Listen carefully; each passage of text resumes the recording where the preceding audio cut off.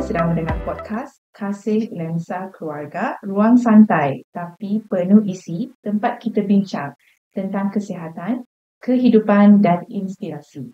Saya Dr. Halimatul Aris, moderator anda pada hari ini, dan episod hari ini sangat istimewa.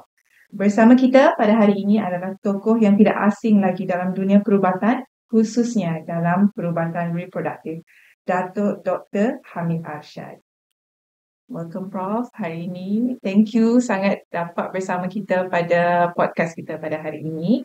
So Prof adalah seorang mantan pakar perunding obstetrics dan ginekologi dan antara pelopor rawatan kesuburan di Malaysia. Bekas ketua pengarah Lembaga Penduduk dan Pembangunan Keluarga Negara LPPKN dan ikon yang tidak pernah jemu berkongsi ilmu walaupun selepas bersara. Hari ini kita akan kupas perjalanan kehidupan, cabaran dan hikmah yang beliau kumpul sepanjang kerjayanya. Dari bilik bedah ke media sosial. Jadi pasang telinga, buka hati dan jom kita mula. Prof, kita boleh mula hari ini? Sihat? InsyaAllah.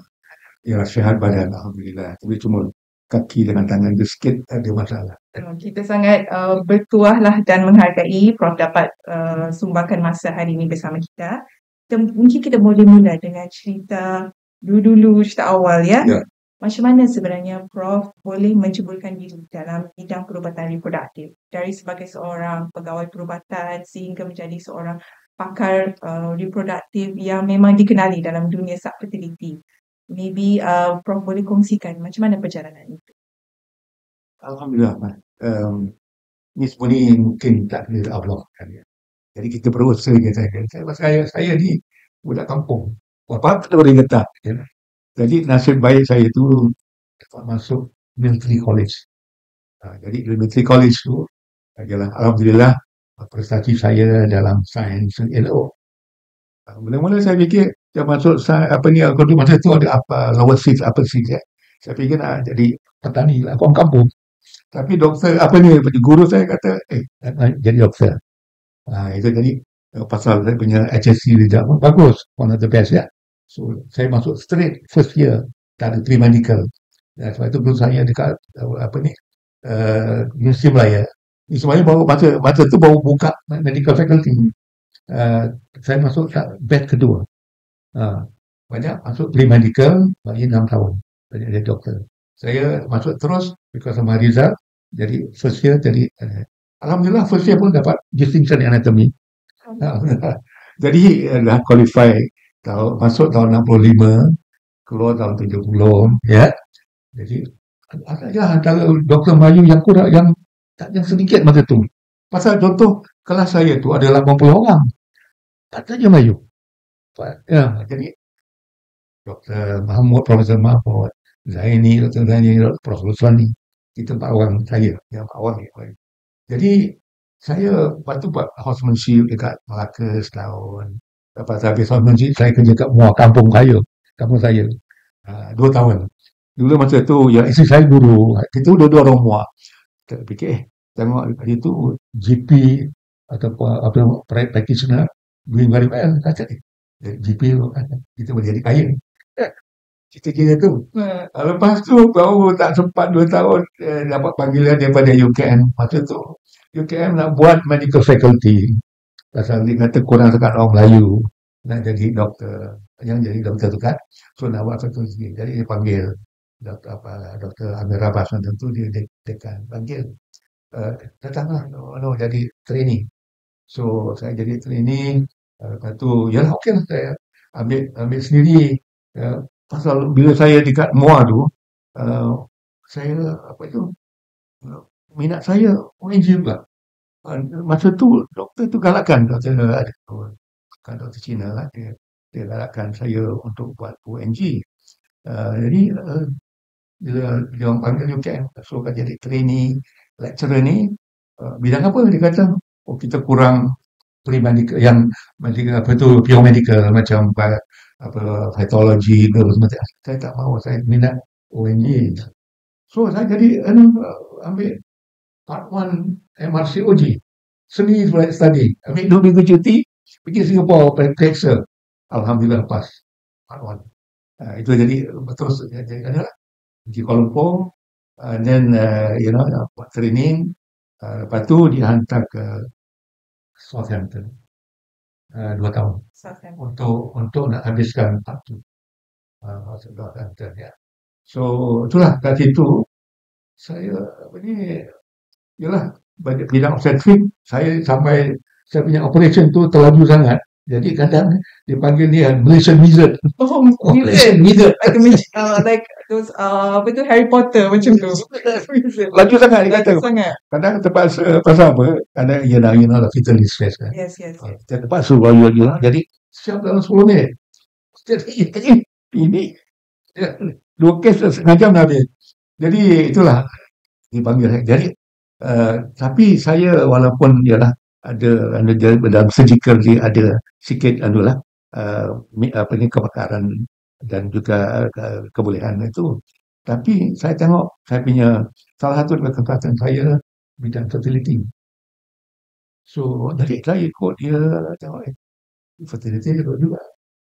Jadi saya ingat lagi dia orang Yahudi, Profesor Max Elstein nama dia. So saya work dengan dia, lepas tu saya terus minat dalam bidang fertility dan balik bila saya dah pas MRCOG tahun 76, 74 saya pergi, 76 saya lulus, dan saya balik, saya sebab jadi lecturer, kita start kita punya student dah sampai ke clinical level, so saya mengajar lah, saya mengajar ONG, tapi saya minat saya fertility, so saya banyak patient yang saya kumpulkan dan saya buat adalah whatever study yang saya belajar daripada UK kan ya. Jadi dari itulah mulanya saya minat dan saya teruskan sampai akhir kerjaya saya. Interesting, Prof. Daripada masa tu Prof fikir Prof just akan jadi petani, then to be called a Malaysian Wizard dekat Southampton ya. Memang Prof kira berbakat. Dan di situlah Prof dapat minat in your fertility and your journey continue lah. Very interesting dan sangat inspiring lah untuk kita. Ya, ada tambah lagi pasal bila saya di dekat UKM lama tu kan ya, dia masa tu LPPKN pun nak ubah direction. Dia Perdana Menteri dah umumkan population 70 juta. 70 million population. Okay. Nanti kan saya cerita lagi kalau yang nanti. So waktu tu Prof was kenal dengan LPPKN waktu tu. Bukan ada salah seorang kawan tu yang kerja di bawah. Waktu tu ketua pengarahnya Datin Nurlaini. So dia tu pun very aktif, very forward thinking ya dalam bidang ini kan. So itu yang dia nak mulakan dipanggil Specialist Center. Specialist Center itu nak ubah sikit daripada image rancang keluarga menahankan nilai kepada menambah kesuburan. Jadi kita nak balancekan itu semua itu. Jadi itulah yang dia cari-cari orang yang ada minat dalam reproductive medicine tu lah. Jadi dia dapat pastikan saya yang itu saya jemput. So itu perjalanan Prof yang Prof cerita ya. So sangat memberikan inspirasi kepada kita semua. Thank you Prof. So kita mungkin next question. Prof pernah menerajui LPPKN sebagai seorang ketua pengarah. Dan saya tengok 4 dekad yang lalu, 1985 hingga 1949. Mesti banyak kenangan dan cabaran waktu tu. So adakah antara momen atau pencapaian yang Prof nak kongsikan pada hari ini? Gini ya,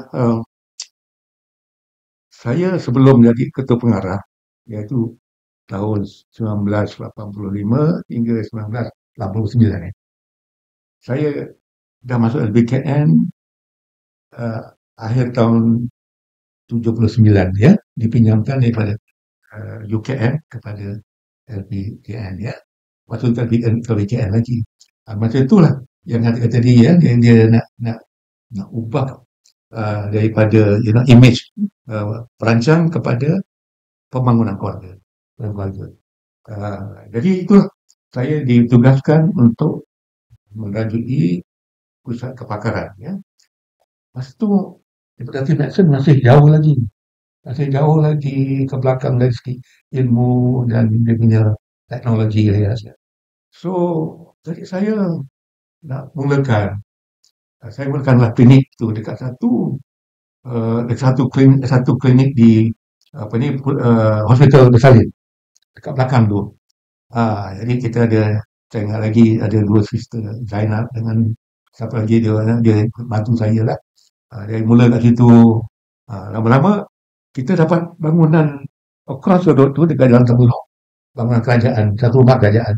So, kita convert ke klinik kat situ. Kat situ saya boleh sikit buat more procedure lah. Dan kita boleh buat more training. Situ jadi saya fikir-fikir saya perlu nak ubah. Jadi saya dijemput, dibagi tawaran untuk pergi ke John Hopkins untuk latihan dalam bidang microsurgery, bagian laparoskopi. In fact kita adalah masa tu jadi mula laparoskopi tu, yang endoskopi yang banyak orang pakai ni, di antara yang terdahulu kita. Tapi kita gunakan untuk sterilization. Jadi saya pun terlibat dengan research dengan orang. Kawan saya di UK, dia bakal saya ingat lagi nama dia, Profesor Marcus Filisi.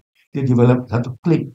So saya ada banyak research yang kita buat itu on sterilization.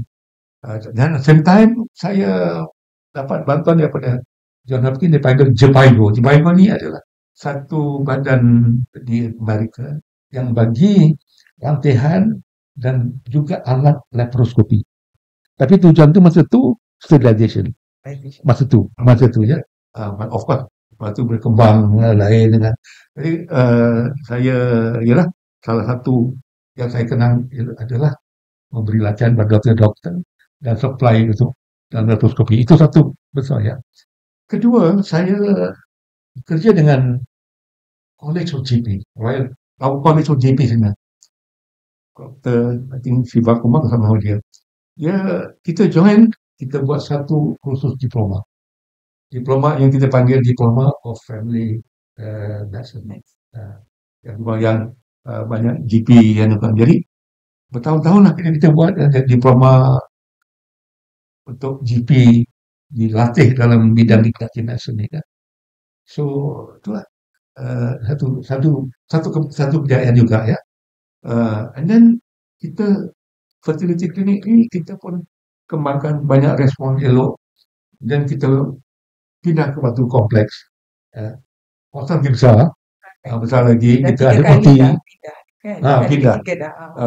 Itu kita adalah OT yang elok kan. Kita boleh buat DNC, laparoskopi apa semua untuk fertility semua kan. Jadi makin banyaklah. Makin banyak kita punya pesakit ya. Lama-lama pun kita bila takat counseling, bagi ubat subur, bagi mungkin DNC kecil je, laparoskopi. Jadi kejayaan makin bagus. Banyak orang datang, makin banyak datanglah. Jadi masa tu tahun 80-an dah mula berkembang bayi dan manusia. Jadi saya pun carilah mana yang boleh kita dapat bantuan. Ada satu kumpulan daripada Perth. Yang grup tu dia tolong nak bantu buat IVF. Jadi kita cuba, tapi ialah dengan apa yang kita ada susah nak dapat adilah kejayaan daripada kat awal kan. Ada juga kita sebelum IVF ada juga dia buat apa yang panggil GIFT. Pernah kata GIFT, GIFT. Yes. GIFT ni sebelum IVF. Dia bila kita buat dan bagi ubat telur kita masakkan, dah matang telur kita masuk benih suami di Fallopian Tube. Masa tu dekat Fallopian Tube. Kat Fallopian Tube. Dia panggil gift. Okay. Ada juga sukses. Ada gift yang ada sukses. Ya. Jadi itulah bidang yang saya ialah di antaranya ialah developing teknologi dan teknologi, tapi pada awal sangat. Jadi belum kejayaan, belum lagi kan. So kita ada juga satu pakar gynec, tapi lupa nama dia. Dia join kita. Dia memang ada latihan daripada UK dalam IVS. So kita ambil dia, dia buat, dia kejayaan bagus kan. Ada dia beberapa doktor lepas tu. So itu ada kejayaan yang saya fikir yang saya ialah introduce pada LPKN ya. Satu lagi ialah dalam bidang media ya. Kita nak sampaikan kepada orang ramai ini tentang pembangunan daripada perancang keluarga kepada pembangunan keluarga. Dia banyak aspek lain ya, aspek psikososial macam itu. Kita buat apa yang dipanggil parenting dan juga counselling. In fact, kita one of the earliest to start the parenting and counselling. Kita, I remember ada dua konsultan, Profesor Halim dengan Profesor Mat Saad yang bantu kita buat package apa semua kan. Jadi itu kita start counselling dengan parenting. Model tu dah.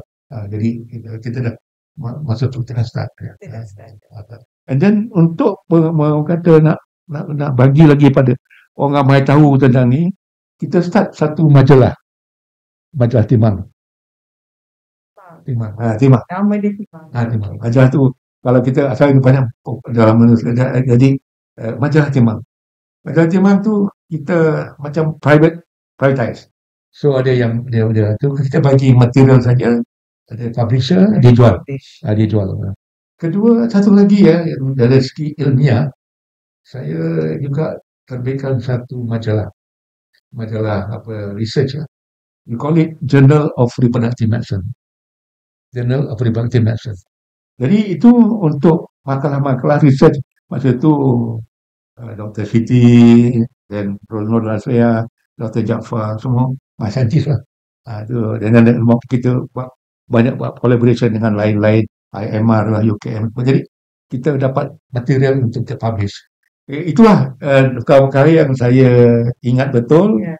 Tapi yang terbesar sekali yang saya ingat ialah saya dengan pengurusi lembaga waktu itu ayo kita beli bangunan ini. Bangunan LPKN inilah.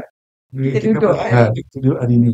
Itu yang saya fikir satu benda yang terbesar yang kita fikirkan ialah memang strategik company. Yeah. Dan after 40 tahun Prof datang and this is the building yang masa tu nak decide nak beli ke tak.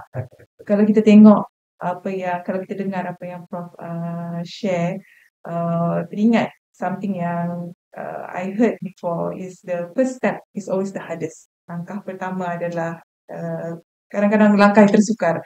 Ya, dan apa yang currently yang kita ada klinik subfertility, kita ada dekat KL di sini, kita ada di Penang dan kita ada di Johor, dan semua itu bermula daripada usaha Prof di satu klinik kecil di sebuah hospital. So memang satu pencapaian dan something memory yang sangat nice untuk Prof share pada hari ini. So salah satu lagi kita continue dengan perbincangan mengenai rawatan kesuburan. Salah satu perkara yang ramai orang puji dan hormati tentang Prof adalah inisiatif Prof dalam menggabungkan rawatan kesuburan moden dengan pendekatan Islamik. Boleh Prof kongsikan, especially kepada doktor-doktor yang muda, macam mana kita nak seimbangkan di antara sains dan syariah sebagai seorang doktor atau pakar fertility? Ya, ini teknologi ni kan ya, semua manusia lah. Tapi akhirnya Tuhan Allah yang adakan. Harus saya cakap dengan pesakit ni, zuriat ni semua kurnia Allah. Kan ya, kita boleh berusaha dan kita boleh berdoa. Jadi kalau doa tak usaha pun tak boleh juga. Jadi kita kena buat dua-dua. Yang paling baik sekali lah. Kadang-kadang dengan usaha sekalipun jadi juga. Allah akan bagi juga walaupun kita doa.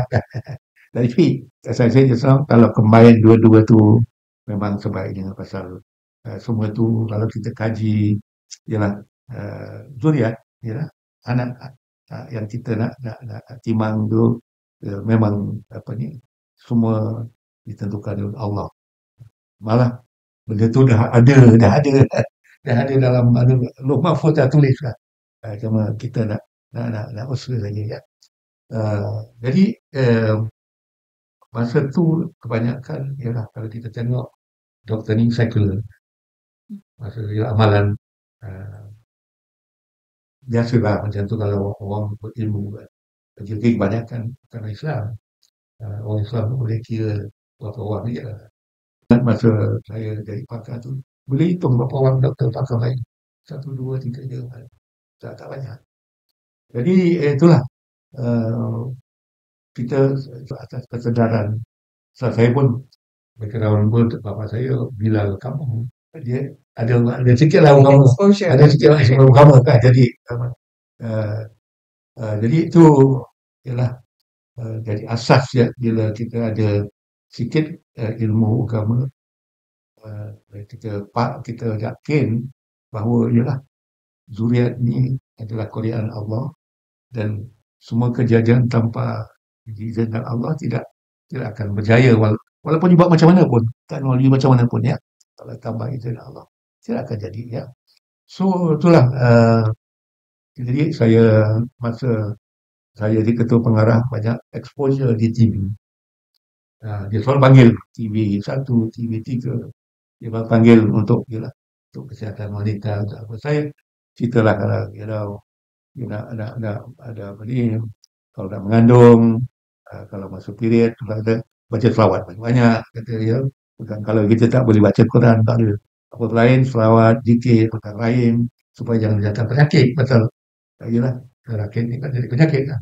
Contohnya kalau endometriosis ni kan banyak yang percaya endometriosis ni salah satu darah kotor tak keluar semua tapi dia tumpah ke belakang.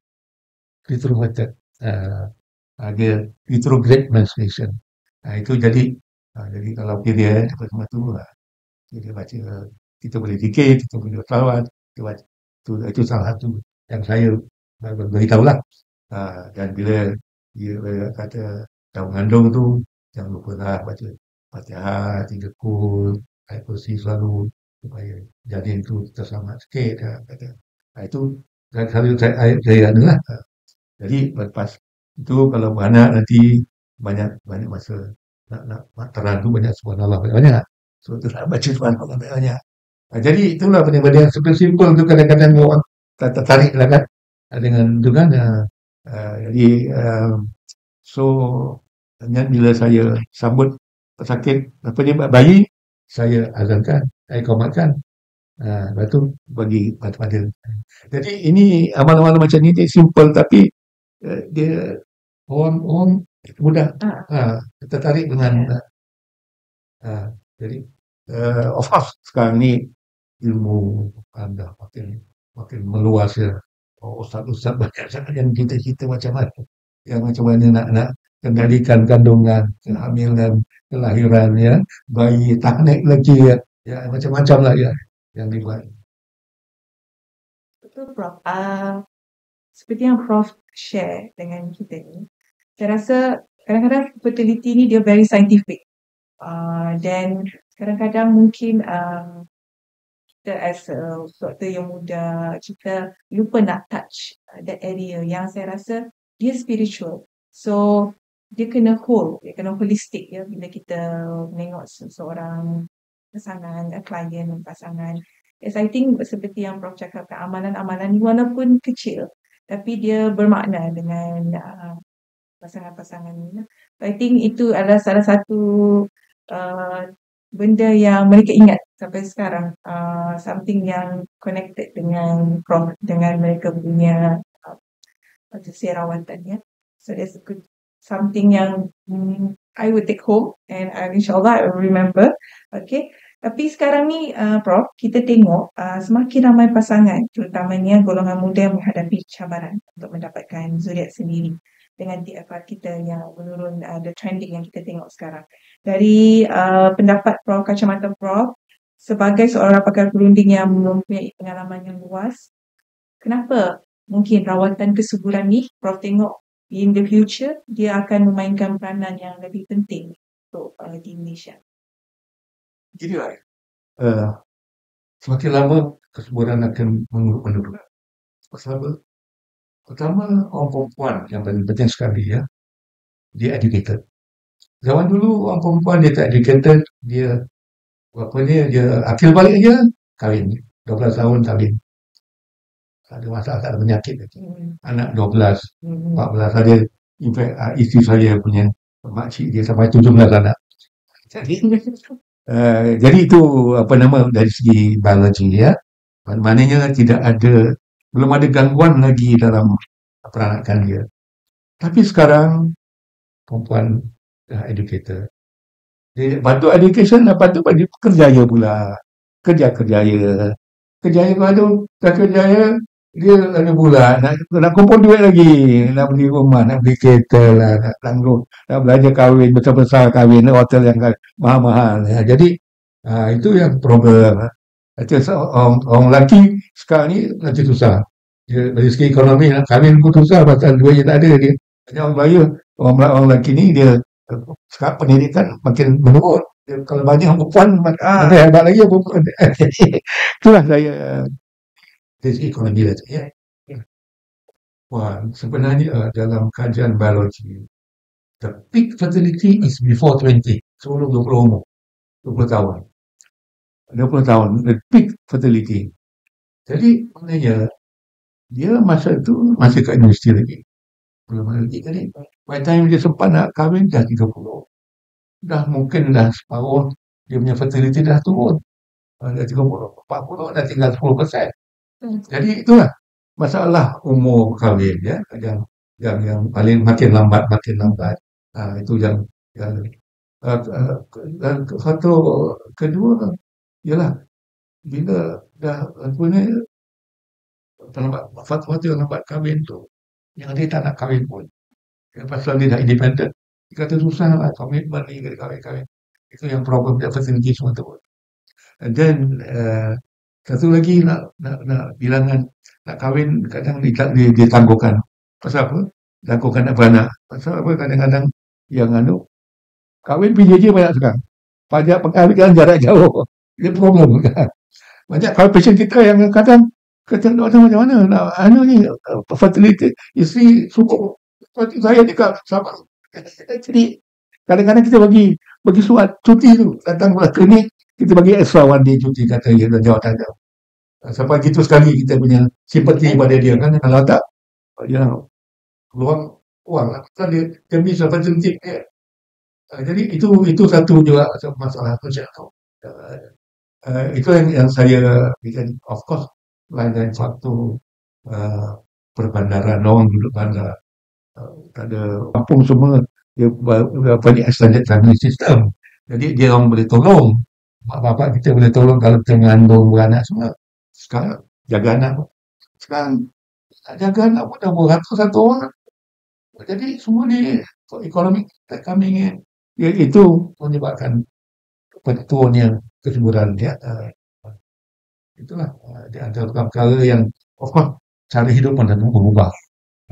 Ada merokok, minum arak, ada lah macam-macam, rimpit lah, stres malam kerja sampai tengah malam tak tidur lah apa. Jadi ni perubahan orang kata cara hidup pun mengganggu. So itulah antara faktor-faktor yang akan menjadikan kesuburan lebih teruk lagi. So di situ kita boleh tengok that's why in the future memang Malaysia dia akan rawatan kesuburan tu memang akan play a big role banding before this, sebab seperti yang Prof dah ulaskan tadi, there's social issue, there's economic issue, and then there's also urbanization yang tengah ongoing, and risk factor yang dari lifestyle ya, dari pekerjaan, daripada stres yang makin meningkat yang memang dapat affect kesuburan kita. Faktor-faktor ni memang memberikan efek our kesuburan. That's why maybe in the future memang this is something yang kita nak advocate kepada orang luar di situ. Dan seperti yang Prof ada tekankan tadi, umur. Umur tu adalah salah satu benda penting faktor penting yang kita nak tengok dalam rawatan kesuburan. Oleh itulah hashtag kita yang terkini adalah lebih awal, lebih baik. Kita nak orang datang lebih awal untuk dapatkan rawatan kepada kita, kan, Prof? Satu lagi ni mungkin kodnya, ini teknologi baru juga lah ya. Saya fikirkanlah ya. Oleh sebab bila menaikkan dia umur makin teruk dia punya benih-benih kan. Mungkin fikirkan tentang band benih perempuan, over perempuan. Even over lelaki, orang lelaki pun boleh juga. Pasal apa? Orang lelaki kalau dia teruk sangat dia punya hidup tu, pun teruk juga. Boleh simpan, tapi jangan gunakan orang lain lah kan. Untuk donor, dia untuk sendiri. Dia boleh ban. Jadi mungkin ini satu perkara yang patut dipikirkan. Ya, patut dipikirkan moving forward, kan, Prof. Jadi, I think kita dah sampai ke soalan yang terakhir. Sebagai seorang mantan Ketua Pengarah LPPKN, di manakah Prof dapat tengok peranan kita LPPKN sendiri moving forward di masa hadapan? I mean, Prof is the one antara pelopor rawatan kesuburan in LPPKN sendiri, and after 40-50 years kan, sekarang Prof tengok LPPKN and you are in the building yang Prof decided untuk beli masa tu, or one of the people who decided. Prof rasa macam mana moving forward our role di fertility di Malaysia? Saya lihat benih LPPKN memang relevan lagi. Ini saya tak pernah cerita pada awak. Masa saya Ketua Pengarah, oleh sebab saya orang kata menonjol sangat, ada beberapa orang yang nak tutup LPKN. Berapa kali saya kena meeting jumpa dia orang ni, dia ancam saya tutup LPKN. Kata, saya tak buat apa, saya buat kerja saya. Kalau you nak tutup, itu hal you lah kan. Kata. Jadi itu sampai itu ancaman juga sekali. Jadi, tapi yalah, saya keluar daripada LPKN dulu sebab peribadi lah kan. Ya, perkara-perkara tu. Saya katakan tadi, peranan LPKN, tengok, saya tadi ceritakan ya, dari sebagai aspek psikologi, sosial, ekonomi, family, community, personal. Dan kita semua dah ada cara-cara untuk mengatasinya. Cuma kita nak betul-betul fokus. Okey, mana? Sekarang kalau you nak fokus pada teknologi, okey. Bangunkan satu pusat fertility center. Kalau you nak fokus pada teknologi. Okey. Tapi kalau you nak bangunkan pada yang aspek-aspek lain, you boleh bagikan peranan kepada orang lain. Tapi kita jadi orang kata center. Mana macam dulu masa saya pada zaman saya pun saya buat gitu juga. Kalau saya mana tak boleh buat, saya kata okey bagi universiti buat, universiti buat. Yang mana buat. Jadi kita bagikan. You look at the psychological side. Macam mana? Sekarang banyak universiti, banyak yang buat PhD. Jadi kita boleh bagikan. You look at parenting side. Because parenting kita, I must say, is very weak. Parenting di kalangan orang Melayu very weak. Kalau bandingkan dengan orang Cina, dia punya parenting is fantastic. Jadi kita mungkin boleh belajar apa cara kadang-kadang parenting yang boleh kita lakukan. Ya. Jadi kalau kita tak buat, mana agensi yang boleh buat parenting? Okay, child care. The one is child care. Pasal apa? Di antara faktor-faktor yang menyebabkan orang tak anak kadang jaga kos tinggi. Satu perkara yang saya sangat risau sekarang ni, autism makin naik. Saya betul-betul worry lah. Ini pandangan pribadi saya ya. Jangan nanti ada bahawa tak percaya. Pada saya lah, Allah dah bagi kita ataupun arahkan kita untuk memberi penyesuaian selama 2 tahun setengah. Apa sebab? Makanan terbaik dan antibody dalam. So, ibu yang sihat, sebelum of course memang antenatal care itu fokus pada ibu, kesihatan yang baik. Jadi penyusuan sangat penting. Sangat-sangat penting ya. Yang saya worry sekarang ni ialah vaccination untuk bayi ni memang penting. Zaman saya dulu, masa saya mula-mula jadi pakar kerja dulu kampung, banyak kan dia, by the time dia nak kacik bawa anak untuk pelarian, dah umur 2 tahun, 3 tahun kan. Tapi sekarang, lahir je dia dah bagi. Saya lebih concern gini tau, bayi yang baru lahir ni, dia punya saraf, dia punya otak tu masih tu fragile. Jadi kalau kita tangguhkan sikit boleh tak dalam 6 bulan. Jadi 6 bulan tu breastfeeding. Sekarang ni orang perempuan cuti 3 bulan. At least 3 bulan boleh full breastfeeding kan. Kalau bagi 3 bulan pun suntikan pertama, saya fikir bayi dia punya saraf tu dah kuat sikit, otak dia dah kuat sikit. Pasal apa? Dalam autism ni dan lain-lain ASD ni, ni dia memang yang rosak tu adalah the myelin sheath dan juga the transmitter. Itu yang rosak. Jadi saya fikir ialah saya nak luahkan apa yang saya tengok. Tapi ialah polisi ni yang bagi immunization ataupun pelalian KKM semua saya tak ada lah. Kalau kita tangguhkan sikit 3 bulan ke 6 bulan, pasal antibody ibu cukup untuk menjaga bayi dalam tempoh tu, masa dalam tempoh penyusuan daripada serangan penyakit.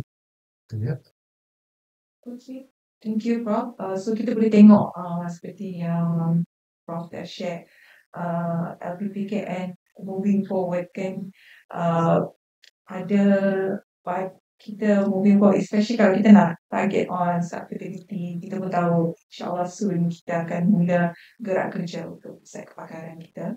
Okay, dan ada beberapa sharing yang Prof telah tekankan tadi, and beberapa isu yang dipertengahkan, and exclusive sharing tentang Prof, perjalanan Prof, macam drama TV, macam drama TV perjalanan dia, sampai waktu Prof sharing masa tu LPPKN mungkin ada meeting masa tu, mungkin mempersoalkan relevant of LPPKN ketika waktu itu. So perjalanan Prof penuh inspirasi dan pengajaran, dan terima kasih banyak kepada Prof atas perkongsian yang penuh tulus dan bermakna. Semoga apa yang dikongsikan pada hari ini memberi manfaat kepada semua pendengar, terutamanya kepada doktor-doktor muda, pasangan yang sedang berusaha untuk mendapatkan zuriat, dan semua yang menghargai ilmu dan pengalaman hidup. Kalau anda suka episod ini, jangan lupa klik follow dan subscribe, dan kongsikan kepada rakan-rakan. Sampai kita berjumpa lagi di episod yang akan datang. Terima kasih. Thank you for your sharing.